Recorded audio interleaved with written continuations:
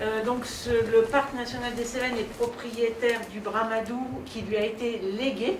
Et ce que j'ai compris, même si nous n'avons pas trouvé de traces de documents qui précisaient les choses en la matière, c'est que si cette propriété nous a été léguée, c'était pour en faire un projet, quelque chose qui soit pas, qu'on n'en fasse pas de la spéculation immobilière, quoi.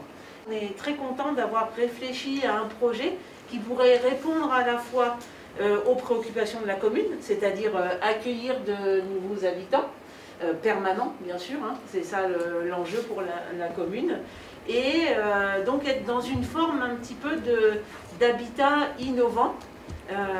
Alors bien sûr, ce bâtiment qui n'est pas au cœur de parc, mais qui est à la limite du cœur de parc, sera rénové de façon exemplaire sur un plan énergétique, sur le plan des règles architecturales, etc.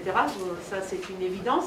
Mais au-delà de ça, ce qu'on souhaitait, c'était pouvoir proposer un lieu d'accueil à, si possible, plusieurs unités familiales. Donc notre idée, c'était qu'on ait un projet qui puisse servir de référence sur le territoire. Il n'y a pas de projet de ce style pour l'instant, et qui pourrait permettre à d'autres communes de se dire, tiens, on a des bâtis là aujourd'hui qui ne demanderaient qu'à être rénovés, qui pourraient accueillir des nouvelles populations dans nos communes, et on pourrait s'inspirer de ce qui a été fait au Bramadou avec le parc national des Cévennes. Pour l'instant, on était resté sur 3 logements, mais c'est vrai qu'on est ouvert à la possibilité de faire une extension, parce que ça peut aussi avoir cet intérêt-là pour nous, c'est justement d'expérimenter, de voir comment on peut allier ce que vous avez dit pour le contemporain et le patrimonial. Il y a un équilibre en fait, des espaces partagés. Comme les espaces partagés, ils doivent être financés par les habitants, donc c'est le financement des espaces partagés, ça vient se rajouter en usage, parce qu'on a plus d'espace, mais aussi en financement.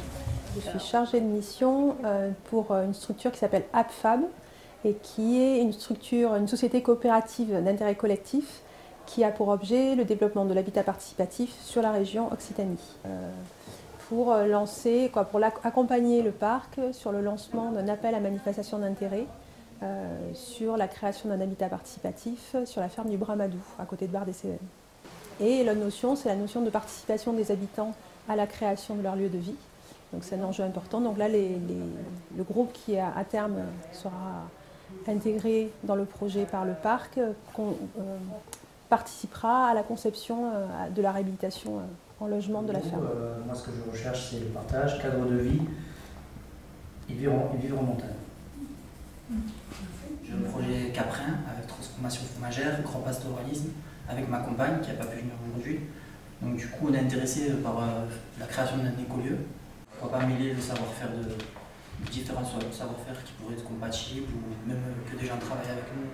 Donc aujourd'hui, on est sur les questions d'organisation et de planification du projet.